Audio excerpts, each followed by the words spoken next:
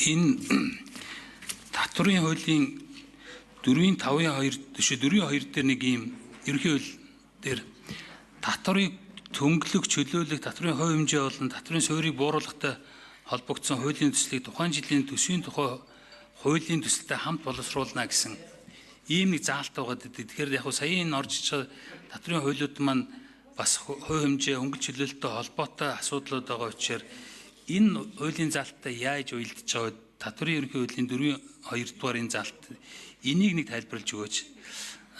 Хоёрдугаарт нь аж ахуйн нэгжүүдийн хувьд бол ерөнхийдөө бол түрүүн бас хүн амын орлогын албаны хуулийн төсөл бас танилцуулгатай хэлжсэн.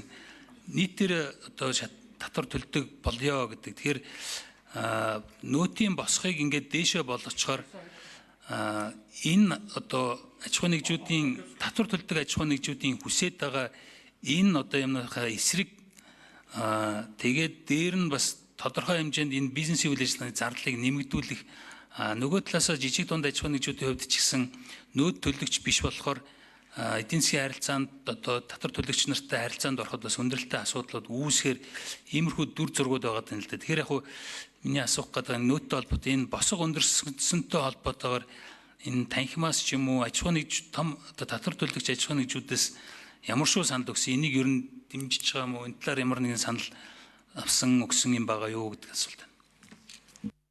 6 номер. Гишүүний асуултанд хариулъя.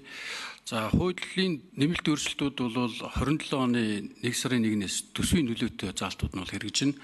Одоо данс битүүмжлэх гэдэг юм уу эсвэл одоо төсвийн нөлөөгөө заалтууд нь бол зарим нь бол шууд хэрэгжихээр байгаа гэж ихний асуултанд бол тавьж хариулъя. За нөөтийн босготой холбоотой асуудал байгаа. За нөөтийн босгыг бид нар 50 саяыг 400 сая болгож бол нэмэгдүүлж байгаа.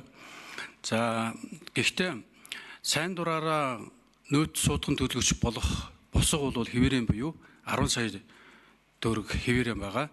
За тэгэхээр 400 сая хүртэлэхэд байх одоо жижиг бичил аж ахуйн нэгжид бол одоо энгийн хэлбэр байх. Өөрөөр нөөтийн тайлан гаргаж, сар болгон тайлан гаргаж, түүнтэй холбоотой одоо зардал, захиргааны зардлуудыг нь бол хэмнэх зорилгоор бол хийгдсэн байгаа. Зүгээр ер нь бол саналууд дээр ер нь их ойролцоо гарсан. За ер нь бол босгохгүй болгож нэвтрүүлээ гэдгүүд ч би бүгдээрээ одоо тэгш шударгаараа төлдөг болъё гэсэн зохицуултууд уу саналууд бол бас 52% нийт одоо 21% ирж исэн. Бас босхийг 400 болгоё гэсэн энэ хувилбар ч гэсэн ерөөсөө бас нэлээд ойролцоо очиж бол санал дээр бол ирж байсан байгаа.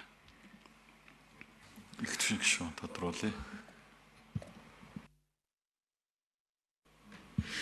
Энэ 4.2-ыг харахаар хуулийн төсөлтэй хамт боловсруулна гэх өөрөөр хэлбэл тухайн жилийн төсвийн тухай хуулийн төсөлтэй хамт боловсруулна гэхээр төсөв дагуулж л энэ татврын хөнгөл чөлөөлөл, татврын хувь хэмжээ, суурь бууруулахтай холбоотой энэ асуудлуудыг оруулж ирэх юм шиг ингэж уншигтаад байгаа байхгүй. Тэгэхээр өөрөөр хэлбэл тэртээ тэргүй тухайн төсвийн жилдээ одоо мөрдөж чадахгүй учраас дараагийн төсвийн жилээс хэрэгжүүлэх учраас заавал одоо ингэж тусад нь оруулж ирэх. Тэгэхээр оруулж ирэхээр энэ 4.2-тэй зөрчилдөд байгаа юм шиг л хавшигдаад байгаа. Тэгэхээр энийг нэг сайн тайлбарлаад өгчл. Би бол уншихтаа бол заавал төсөв дагуулж энэ татврын хөнгөл чөлөөлөлт хувь хэмжээтэй холбоотой төслүүд орж ирэх ёстой байна гэж уншаад байгаа байхгүй. Энэ дээр нэг дахиад нэг тодруулаад өгч. Хэн хариулах вэ? 6.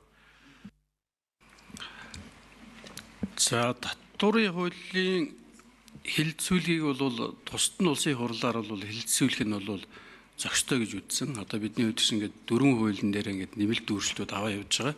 Тэгээ хэрэгж хугацааг нь бол бид нар тухайн саяны таны хэлсэн заалтанд бол яг нийцүүлээд тухайн одоо төсвийн жилийн дундуур бол хэрэгжихээргүй байхаар нөлөөлийн тооцч бол ингээд оруулаад яваад байгаа.